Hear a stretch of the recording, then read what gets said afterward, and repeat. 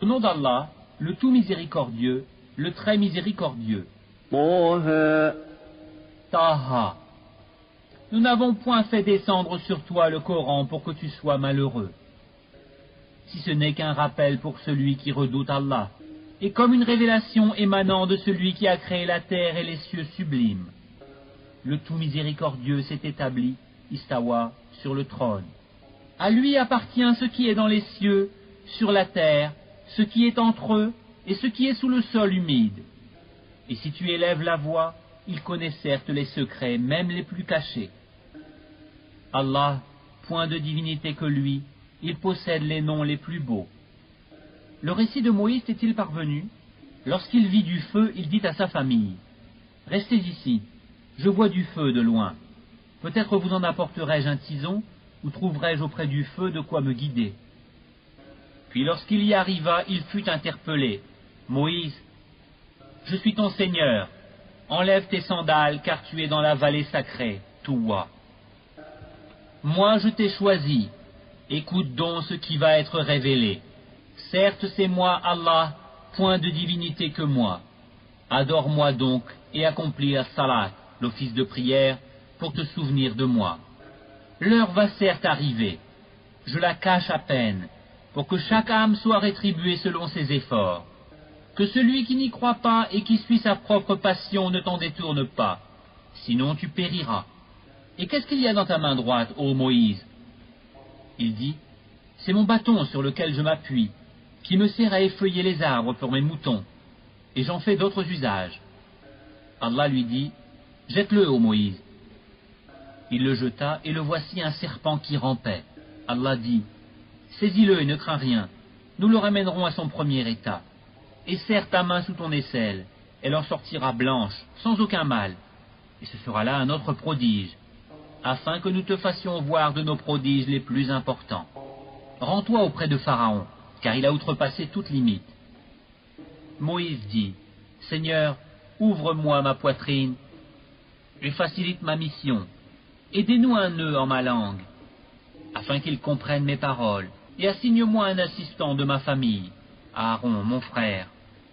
Accrois par lui ma force, et associe-le à ma mission, كي نسبحك كثيرا afin que nous te glorifions beaucoup, et que nous t'invoquions beaucoup. Et toi, certes, tu es le très clairvoyant sur nous. Allah dit, ta demande est exaucée, ô Moïse. Et nous t'avons déjà favorisé une première fois, lorsque nous révélâmes à ta mère ce qui fut révélé. Mets-le dans le coffret, puis jette celui-ci dans les flots, pour qu'ensuite le fleuve le lance sur la rive. Un ennemi à moi et à lui le prendra. Et j'ai répandu sur toi une affection de ma part, afin que tu sois élevé sous mon œil. Et voilà que ta sœur te suivait en marchant et disait, puis-je vous indiquer quelqu'un qui se chargera de lui? Ainsi nous te rapportâmes à ta mère, afin que son œil se réjouisse et qu'elle ne s'afflige plus. Tu tuas ensuite un individu. Nous te sauvâmes des craintes qui t'oppressaient, et nous t'imposâmes plusieurs épreuves. Puis tu demeuras des années durant chez les habitants de Madian. Ensuite tu es venu, ô Moïse, conformément à un décret, et je t'ai assigné à moi-même, pars toi et ton frère avec mes prodiges, et ne négligez pas de m'invoquer. Allez vers Pharaon, il s'est vraiment rebellé. Puis parlez-lui gentiment, peut-être se rappellera-t-il ou me craindra-t-il. Ils dirent, ô notre Seigneur, nous craignons qu'il ne nous maltraite indûment, ou qu'il dépasse les limites. Il dit, ne craignez rien, je suis avec vous, j'entends et je vois. Allez donc chez lui, puis dites-lui, nous sommes tous deux les messagers de ton Seigneur. Envoie donc les enfants d'Israël en notre compagnie, et ne les châtie plus. Nous sommes venus à toi avec une preuve de la part de ton Seigneur, et que la paix soit sur quiconque suit le droit chemin. Il nous a été révélé que le châtiment est pour celui qui refuse d'avoir foi et qui tourne le dos. Alors Pharaon dit, qui donc est votre Seigneur, ô Moïse? Notre Seigneur, dit Moïse, est celui qui a donné à chaque chose sa propre nature, puis l'a dirigée. Qu'en est-il donc des générations anciennes, dit Pharaon? Moïse dit, la connaissance de leur sort est auprès de mon Seigneur dans un livre. Mon Seigneur ne commet ni erreur ni oubli. C'est lui qui vous a assigné la terre comme berceau, et vous y a tracé des chemins. et qui du ciel a fait descendre de l'eau avec laquelle nous faisons germer des couples de plantes de toutes sortes. Mangez et faites paître votre bétail, voilà bien là des signes pour les doués d'intelligence. C'est d'elle, la terre, que nous vous avons créée, et en elle nous vous retournerons, et d'elle nous vous ferons sortir une fois encore. Certes, nous lui avons montré tous nos prodiges, mais il les a démentis et a refusé de croire. Il dit, « Es-tu venu à nous, ô Moïse, pour nous faire sortir de notre terre par ta magie? Nous t'apporterons assurément une magie semblable. Fixe entre nous et toi un rendez-vous, auquel ni nous ni toi ne manquerons, dans un lieu convenable. » Alors Moïse dit, « Votre rendez-vous, c'est le jour de la fête, et que les gens se rassemblent dans la matinée. » Pharaon donc se retira. Ensuite il rassembla sa ruse, puis vint au rendez-vous. Moïse leur dit, « Malheur à vous, ne forgez pas de mensonges contre Allah, sinon par un châtiment il vous anéantira. Celui qui forge un mensonge est perdu. » Là-dessus ils se mirent à disputer entre eux de leur affaire et tinrent secrète leur discussion. Ils dirent, « Voici deux magiciens qui par leur magie veulent vous faire abandonner votre terre et emporter votre doctrine idéale. Rassemblez donc votre ruse, puis venez en rang serré, et celui qui aura le dessus aujourd'hui aura réussi. » Ils dirent, « Ô Moïse, ou tu jettes le premier ton bâton, ou que nous soyons les premiers à jeter. » Il dit, « Jetez plutôt. » Et voilà que leurs cordes et leurs bâtons lui parurent rampés par l'effet de leur magie. Moïse ressentit quelque peur en lui-même. Nous lui dîmes, « N'aie pas peur, c'est toi qui auras le dessus. Jette ce qu'il y a dans ta main droite, cela dévorera ce qu'ils ont fabriqué. Ce qu'ils ont fabriqué n'est qu'une ruse de magicien, et le magicien ne réussit pas, où qu'il soit. » Les magiciens se jetèrent prosternés, disant, « Nous avons foi en le Seigneur d'Aaron et de Moïse. » Alors Pharaon dit, « Avez-vous cru en lui avant que je ne vous y autorise? C'est lui votre chef qui vous a enseigné la magie. Je vous ferai sûrement couper mains et jambes opposées, et vous ferez crucifier au tronc de palmier. Et vous saurez avec certitude qui de nous est plus fort en châtiment, et qui est le plus durable. Par celui qui nous a créés, dirent-ils, nous ne te préférerons jamais à ce qui nous est parvenu comme preuves évidentes. Décrète donc ce que tu as à décréter. Tes décrets ne touchent que cette présente vie. Wallahu khayrun wa abqa. Nous croyons en notre Seigneur, afin qu'il nous pardonne nos fautes, ainsi que la magie à laquelle tu nous as contraints. Et Allah est meilleur et éternel. Quiconque vient en criminel à son Seigneur aura certes l'enfer où il ne meurt ni ne vit. Et quiconque vient auprès de lui en croyant, après avoir fait de bonnes œuvres, voilà donc ceux qui auront les plus hauts rangs. Les jardins du séjour éternel sous lesquels coulent les ruisseaux, où ils demeureront éternellement. Et voilà la récompense de ceux qui se purifient de la mécréance et des péchés. Nous révélâmes à Moïse, « Pars la nuit à la tête de mes serviteurs, puis trace-leur un passage à sec dans la mer, sans craindre une poursuite et sans éprouver aucune peur. » Pharaon les poursuivit avec ses armées. La mer les submergea bel et bien.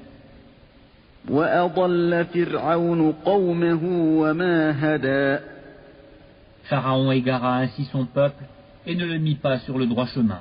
Ô enfants d'Israël, nous vous avons déjà délivrés de votre ennemi, et nous vous avons donné rendez-vous sur le flanc droit du mont, et nous avons fait descendre sur vous la manne et l'écaille. Mangez des bonnes choses que nous vous avons attribuées, et ne vous montrez pas ingrats, sinon ma colère s'abattra sur vous, et celui sur qui ma colère s'abat va sûrement vers l'abîme. Et je suis grand pardonneur à celui qui se repent, croit, fait bonne œuvre, puis se met sur le bon chemin. Pourquoi, Moïse, t'es-tu hâté de quitter ton peuple? Ils sont là sur mes traces, dit Moïse, et je me suis hâté vers toi, Seigneur, afin que tu sois satisfait. Allah dit, nous avons mis ton peuple à l'épreuve après ton départ, et le Samiri les a égarés. Moïse retourna donc vers son peuple courroucé et chagriné. Il dit, ô mon peuple, votre Seigneur ne vous a-t-il pas déjà fait une belle promesse? L'alliance a-t-elle donc été trop longue pour vous? Ou avez-vous désiré que la colère de votre Seigneur s'abatte sur vous pour avoir trahi votre engagement envers moi? Ils dirent, ce n'est pas de notre propre gré que nous avons manqué à notre engagement envers toi, mais nous fûmes chargés de fardeaux d'ornement du peuple de Pharaon. Nous les avons donc jetés sur le feu, tout comme le Samiri les a lancés. Puis il en a fait sortir pour eux un veau, un corps à mugissement. Et ils ont dit, c'est votre divinité et la divinité de Moïse. Il a donc oublié. Quoi?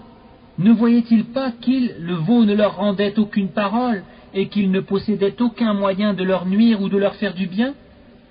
Certes, Aaron leur avait bien dit auparavant, « Ô mon peuple, vous êtes tombés dans la tentation à cause du veau. Or c'est le tout miséricordieux qui est vraiment votre Seigneur. Suivez-moi donc et obéissez à mon commandement. » Ils dirent, « Nous continuerons à y être attachés jusqu'à ce que Moïse retourne vers nous. » Alors Moïse dit, « Qu'est-ce qui t'a empêché, Aaron, quand tu les as vus s'égarer? De me suivre. As-tu donc désobéi à mon commandement? » Aaron dit, « Ô fils de ma mère, ne me prends ni par la barbe ni par la tête. Je craignais que tu ne dises, tu as divisé les enfants d'Israël et tu n'as pas observé mes ordres. » Alors Moïse dit, « Quel a été ton dessein, ô Samiri? » Il dit, « J'ai vu ce qu'ils n'ont pas vu. J'ai donc pris une poignée de la trace de l'envoyé, puis je l'ai lancé. Voilà ce que mon âme m'a suggéré. » Va-t'en, dit Moïse, dans la vie tu auras à dire à tout le monde, ne me touchez pas. Et il y aura pour toi un rendez-vous que tu ne pourras manquer. Regarde ta divinité que tu as adorée avec assiduité. Nous la brûlerons certes et ensuite nous disperserons sa cendre dans les flots. En vérité, votre seul Dieu est Allah, en dehors de qui il n'y a point de divinité. De sa science, il embrasse tout. C'est ainsi que nous te racontons les récits de ce qui s'est passé.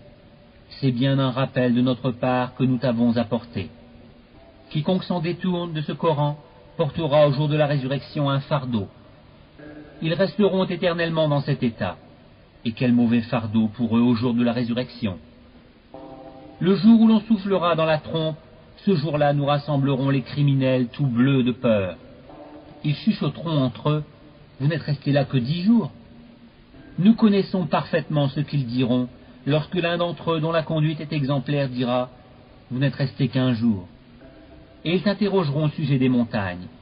Dis, mon Seigneur les dispersera comme la poussière, et les laissera comme une plaine dénudée, dans laquelle tu ne verras ni tortuosité ni dépression. Ce jour-là, ils suivront le convocateur sans tortuosité, et les voix baisseront devant le tout miséricordieux. Tu n'entendras alors qu'un chuchotement. Ce jour-là, l'intercession ne profitera qu'à celui auquel le tout miséricordieux aura donné sa permission et dont il agréera la parole. Il connaît ce qui est devant eux et ce qui est derrière eux, alors qu'eux-mêmes ne le cernent pas de leur science. Et les visages s'humilieront devant le vivant, celui qui subsiste par lui-même, le Qayyum, et malheureux sera celui qui se présentera devant lui chargé d'une iniquité.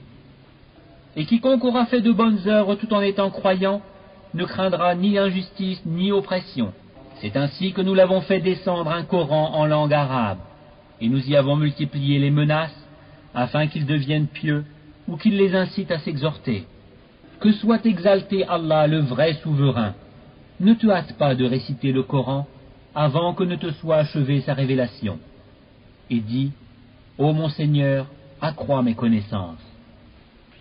En effet, nous avons auparavant fait une recommandation à Adam, mais il l'oublia, et nous n'avons pas trouvé chez lui de résolution ferme.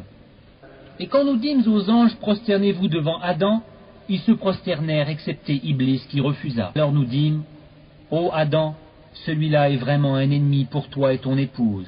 Prenez garde qu'il vous fasse sortir du paradis, car alors tu seras malheureux, car tu n'y auras pas faim, ni ne seras nu. Tu n'y auras pas soif, ni ne seras frappé par l'ardeur du soleil. Puis le diable le tenta en disant, ô Adam, t'indiquerai-je l'arbre de l'éternité et un royaume impérissable? Tous deux, Adam et Ève, en mangèrent. Alors leur apparut leur nudité. Ils se mirent à se couvrir avec des feuilles du paradis. Adam désobéit ainsi à son Seigneur et il s'égara. Son Seigneur l'a ensuite élu, agréé son repentir et l'a guidé. Il dit, descendez d'ici, Adam et Ève, vous serez tous avec vos descendants ennemis les uns des autres. Puis si jamais un guide vous vient de ma part, quiconque suit mon guide ne s'égarera, ni ne sera malheureux. Et quiconque se détourne de mon rappel mènera certes une vie pleine de gêne, et le jour de la résurrection nous l'amènerons aveugle au rassemblement.